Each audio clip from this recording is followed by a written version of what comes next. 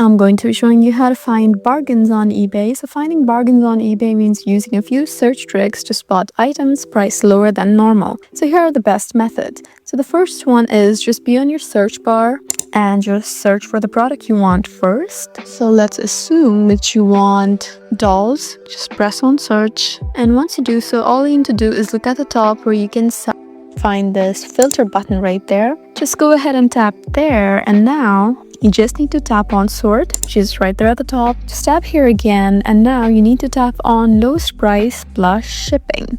So postage is shipping, so just tap on this lowest price plus postage option right there and tap on this blue button. And now you have bargains.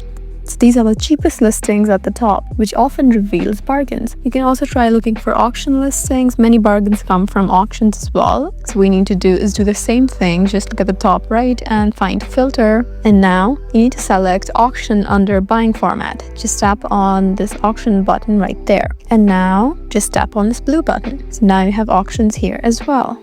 So in this way, you can just compare the prices and find the cheapest ones. And that's how you find bargains on eBay. I hope this video was helpful for you. Please leave us a like and drop us a comment down below, and we'll see you again in our next video. Thank you for watching.